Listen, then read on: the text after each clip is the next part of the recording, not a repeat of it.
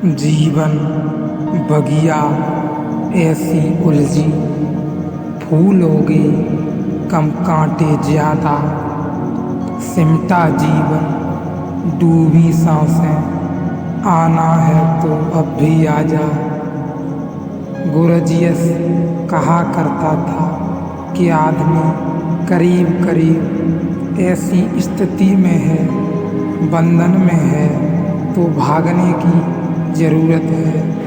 यदि वह स्वतंत्र हो तो भागने की ज़रूरत नहीं है।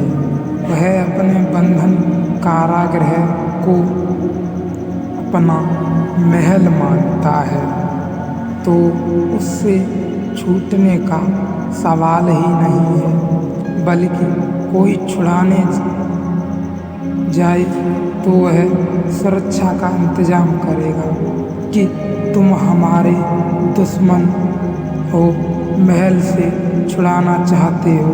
आदमी अपनी जंजीरों को आभूषण मानता है, वह श्रृंगार है, वह उसका ही श्रृंगार है, उसके ही द्वारा बनाया गया है। अगर उसके आभूषण छीनने जाओगे तो वह तलवार निकाल कर खड़ा ही हो जाएगा। तो हम जीसस को ऐसे ही थोड़े ही सूली पर लटका देते हैं, और सुकरात को हम ऐसे ही बेकार थोड़े ही जहर पिला देते हैं, इसलिए कि हमारे आभूषण ये लोग छीनने की कोशिश करते हैं। ये हमारे दुश्मन हैं, जिसे वे हमारी जंजीर कहते हैं। वे हमारे श्रृंगार हैं, और जिसे वे कहते हैं तुम्हारा कारागृह, वह हमारा राजभवन है। और जिसे वे कहते हैं तुम्हारी गुलामी, वह हमारा जीवन है। जिसे वे कहते हैं दुख, उनमें ही हमारा सारा सुख छिपा है। इसलिए पहली बार गुरजियस कहा करता था, जान लेना जरूरी नहीं है, जान लेनी जरूरी नहीं है। अगर किसी कैदी को मुक्त होना है तो वह पहली बात जानना जरूरी है कि वह कैदी है या बाकी नंबर 2 की बातें हैं। किसी गुलाम को मुक्त होना हो तो उसे पहली बात जाननी जरूरी है कि वह गुलाम है। यह उसकी चेतना में इतनी गहराई से घुस जानी चाहिए, प्रवेश कर जानी चाहिए कि उसके प्राण पीड़ित हो उठे और मुक्त होने की आकांक्षा से भर जाएं। क्या है बंधन? दूसरा प्रश्न उठ सकता है। क्या है बंध? क्या है कंठ? क्या है मोक्ष? क्या है? बुद्ध के पास जाकर यदि आप पूछते कि क्या मोक्ष, तो बुद्ध कभी उत्तर नहीं देते थे।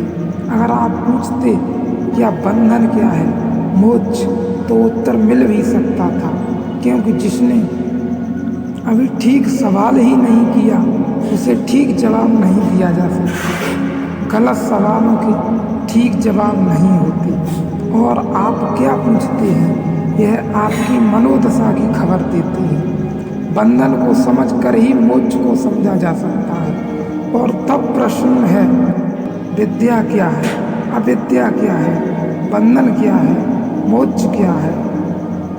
ज्ञान ठीक होता है कि पहला प्रश्न है बंधन क्या है, मोक्ष क्या है, हमें लगेगा पूछना था अविद्या क्या है, विद्या क्या है, लेकिन वैसा नहीं पूछा है।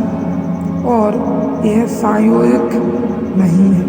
पहले पूछना था अज्ञान क्या है, शान क्या है, वैसा नहीं पूछा, क्योंकि यहाँ विद्या से प्रयोजन ही दूसरा है। यहाँ विद्या से मतलब है बंधन क्या, मोक्ष क्या। और जब पूछता है उपनिषद विद्या क्या, तो उसका है मुक्त होने का उपाय क्या। विद्या का मतलब ही यही होता है। विद्या का मतलब होता है मुक्त होने का उपाय क्या। विद्या का अर्थ कभी भी यह नहीं होता जैसा हम समझते हैं। साधन क्या है, समझ लिया, समझा कि बंधन क्या और समझा कि मोक्ष क्या, लेकिन साधन क्या?